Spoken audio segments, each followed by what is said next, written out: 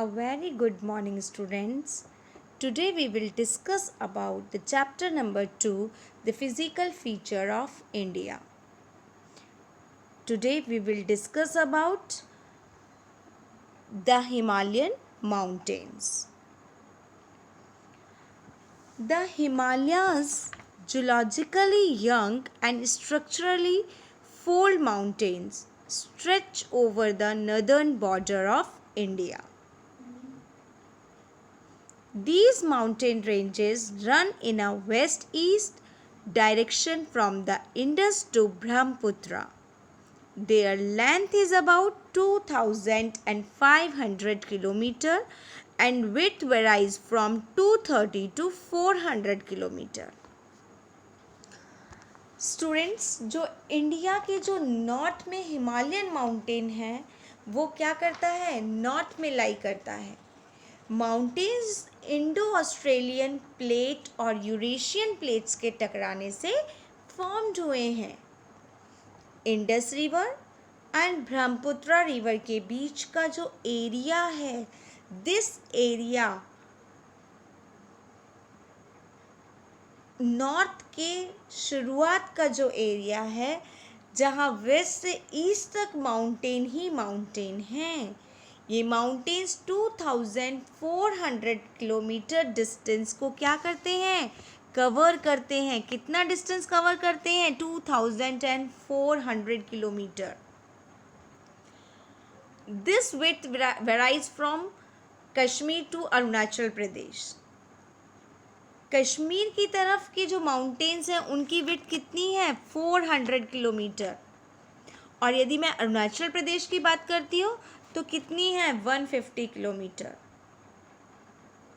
तो ये विड्थ जो है वो क्या करती है, वेराई करती है.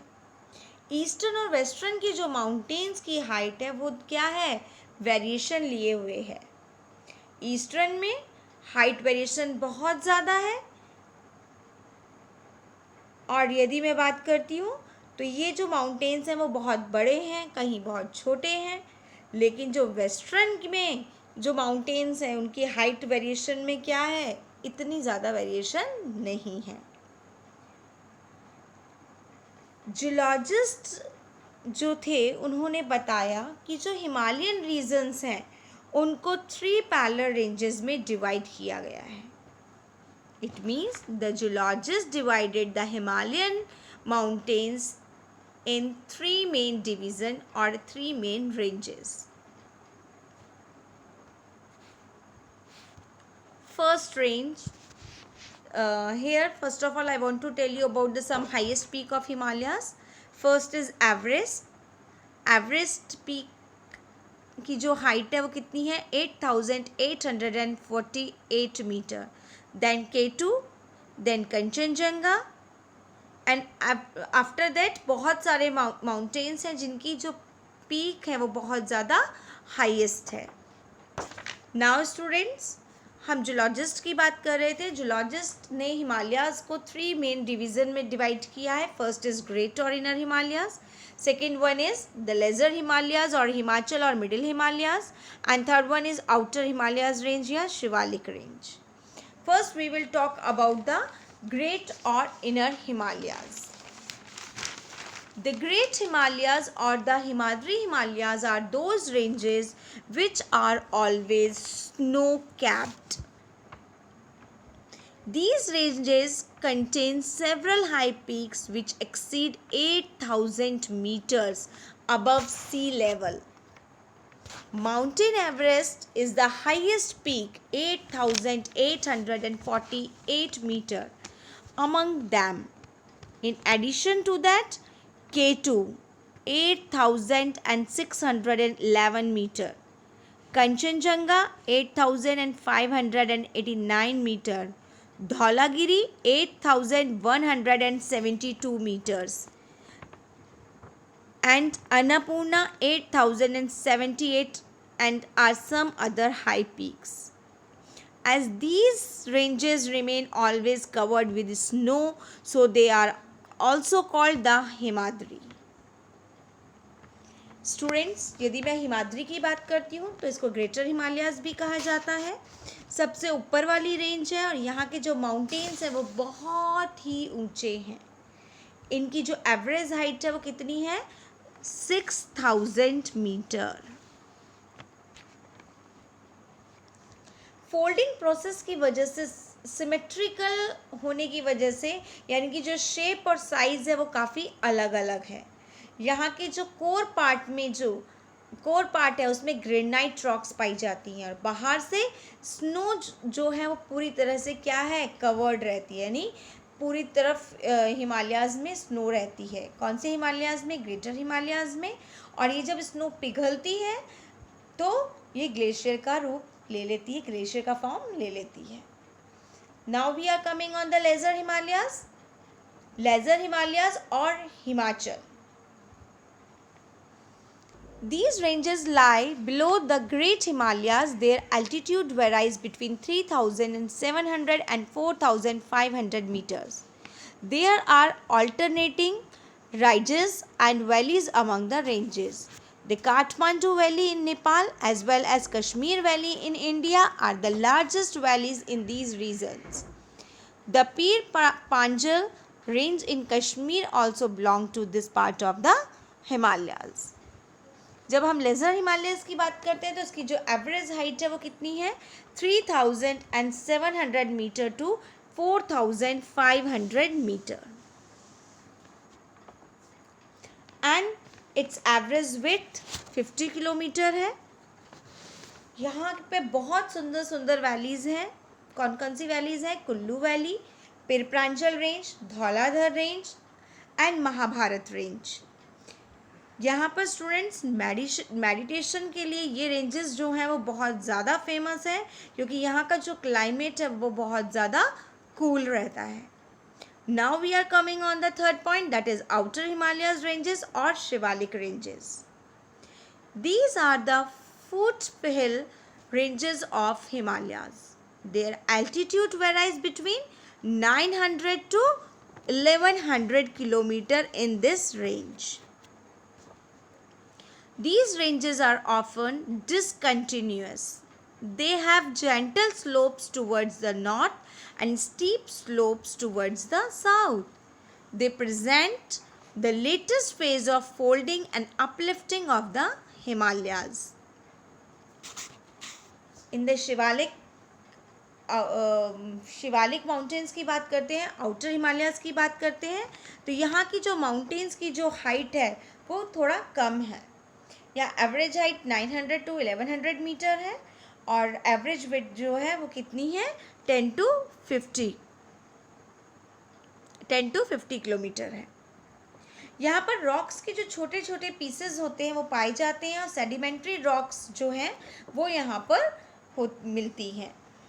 यहाँ पे बहुत ऊंचे ऊंचे पहाड़ हैं जहाँ से बहुत सारी रिवर्स जो हैं वो नीचे की तरफ आती हैं और अपने साथ साथ बड़े बड़े रॉक्स को भी लाती हैं। और ये छोटे रॉक्स जो होती हैं नीचे आते आते छोटी रॉक्स के साथ और सॉइल के साथ मिलकर शिवालिक जो रेंजेस हैं वहाँ तक आते आते छोटे छोटे पीसेस में और पैबल्स में कन्वर्ट हो जाती हैं और ये एक तरफ कलेक्ट हो जाती हैं। रॉक्स जो होती हैं वो एक तरफ कलेक्ट हो जाती हैं और इससे क्या बनता है? इससे शिवालिक और लेज़र के बीच में कुछ वैलीज़ बन जाती हैं जिनको हम ड्यून्स कहते हैं। For example Dehradun, Kotli Doon, these are the example of the outer Himalayas ranges dunes. Now students, we are coming on the besides the longitudinal division. The Himalayas have been divided on the basis of region from west to east. These divisions have been demarcated by river valleys. For example, the part of Himalayas lying between Indus and Satluj has been traditionally known as Punjab Himalayas.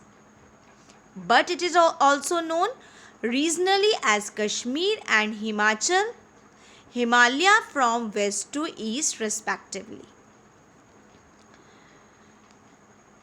Students, यहाँ Indus river से जो Brahmaputra river तक बहुत सारी reverse पास होती हैं और इन्हीं रिवर के बेसिन्स में जो हिमालयाज़ है उसको रीजनली नेम दिए गए हैं। फाइन। इसमें सबसे पहले जो नेम आता है that is Kashmir Himalayas. Kashmir Himalayas जो है वो इंडस और सतलज रिवर के बीच में जो हिमालयाज़ है उसे कहते हैं। इसके बाद Kumaon Himalayas, this part lies between Sutlej and Kali river. After that Nepal Himalayas, these Himalayas lies between the Kali and Tista rivers. And after that Assam Himalayas, this part lies between the Tista and Dihang rivers. So students, here we are talking about the part of Himalayas lying between Satluj and Kali river is known as Kumaon Himalayas. Kali and Tista rivers, that is known as the Nepal Himalayas. And after that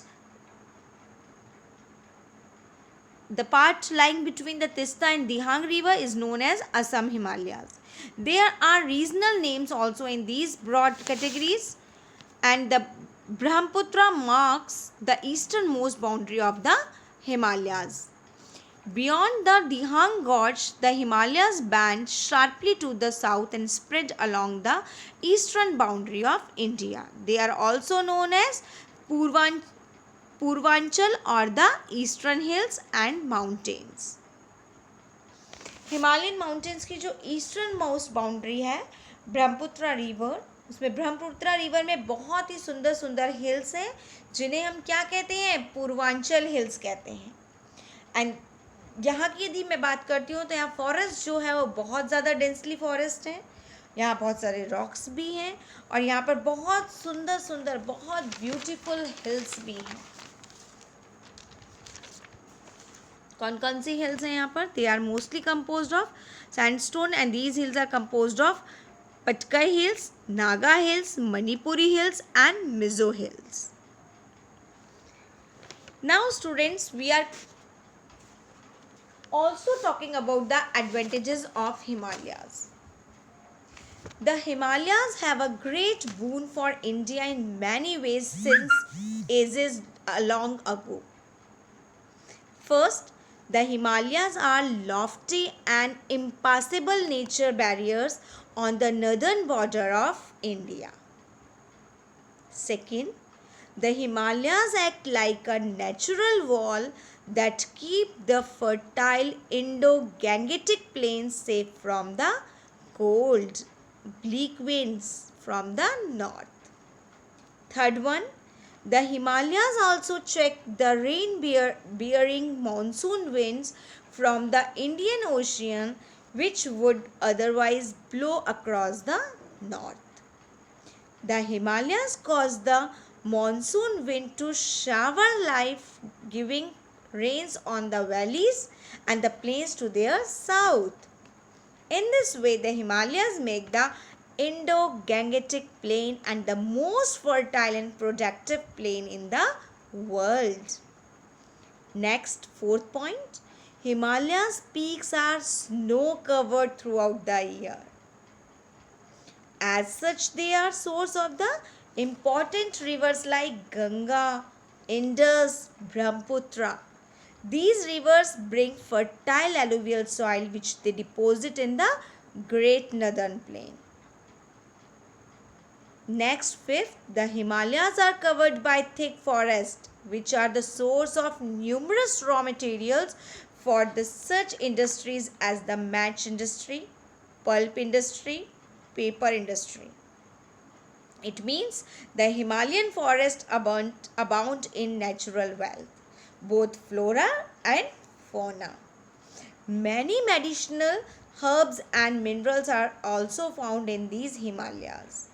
And last and important thing, Himalayas are also known for some beautiful valleys and health resorts such as Kashmir, Kullu, Kangra in the west, Doon in the Kumaon mountain in Uttaranchal, and these valleys are known for the fruits. The Kashmir valley is so beautiful that it is called the paradise on earth, and the Kullu valley is called the Valley of God. Now students, I want to explain about the northern plain.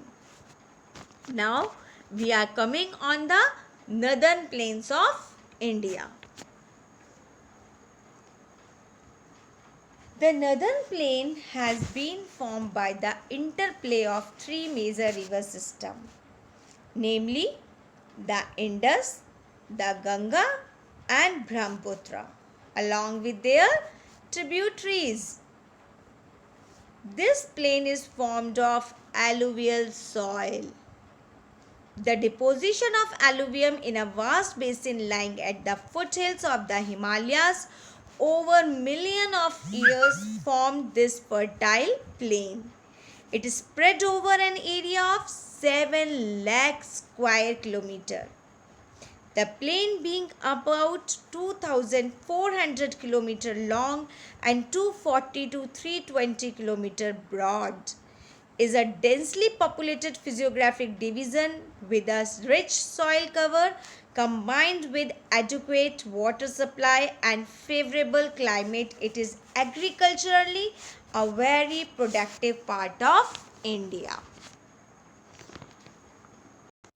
Students, जो हमारा northern plane है वो करीब 7 lakh square kilometre को cover करता है.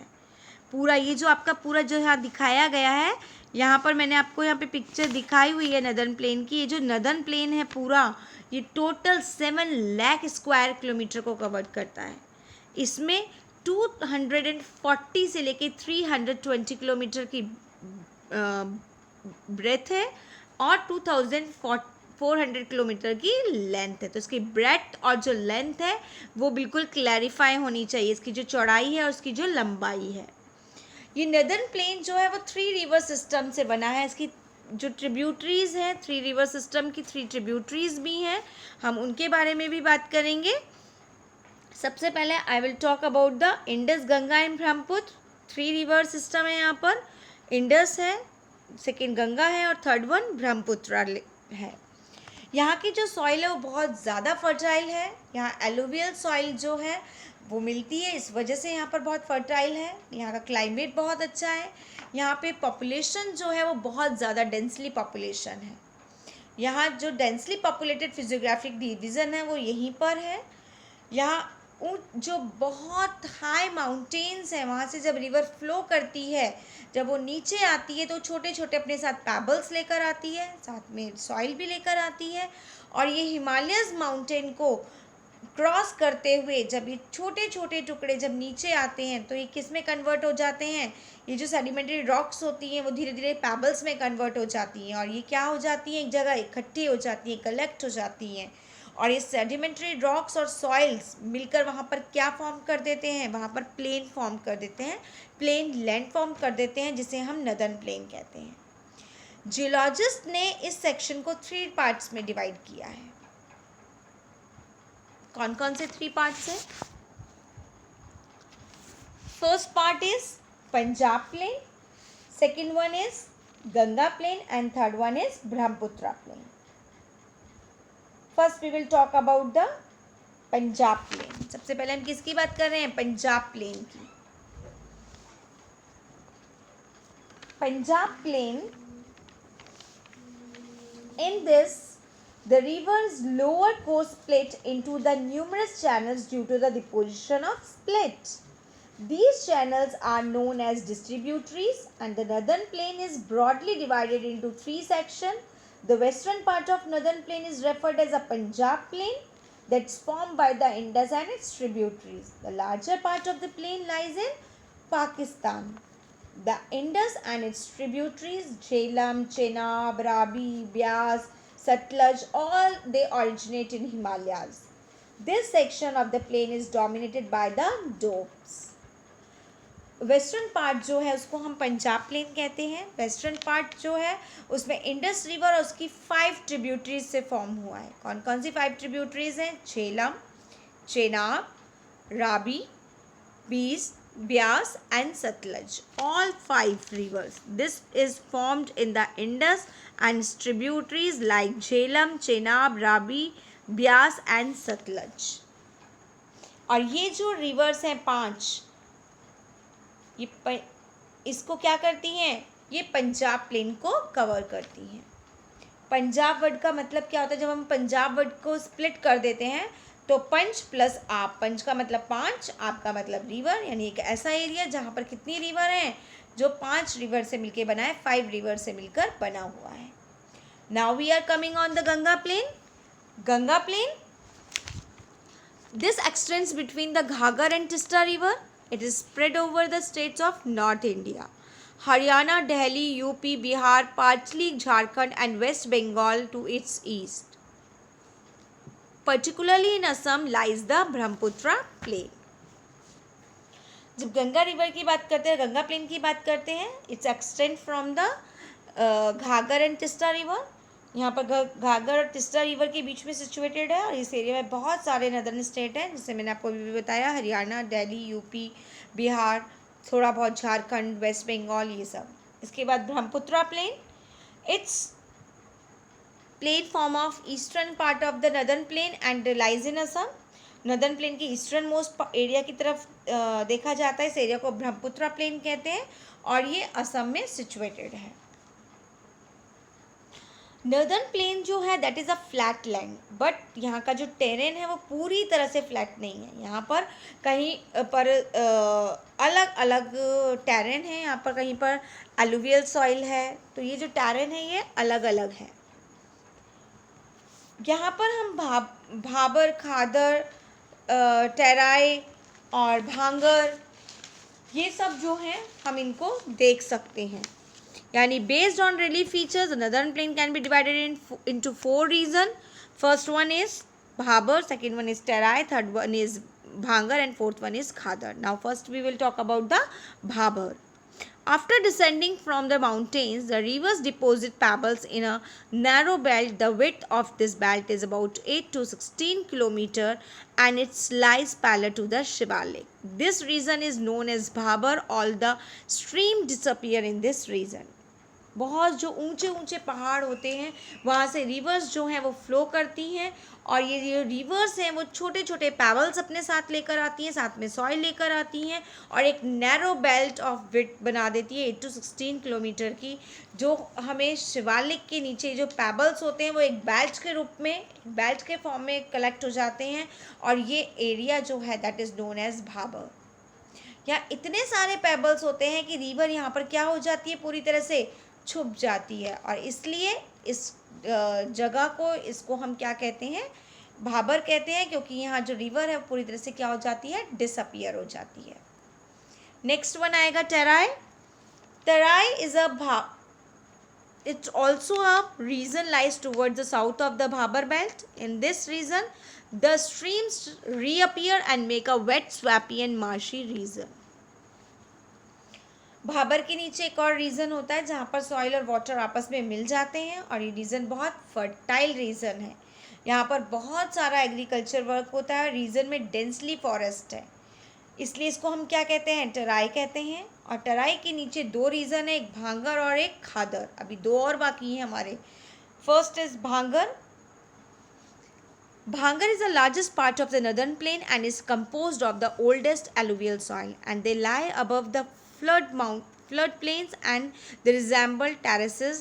The soil of this region is locally known as kankar and is composed to be calcareous deposits. Northern plain का जो सबसे largest region है वो यही है, old alluvial soil वाला, जिसे हम क्या कहते हैं, भांगर, जिसमें पुरानी सॉइल मिलती है, और ये जो सॉइल है वो काफ़ी ईयर्स तक कलेक्ट हो जाती है, और यहाँ पर बहुत सारे छोटे छोटे जो कंकर होते हैं वो पाए जाते हैं। Next one is Khadar.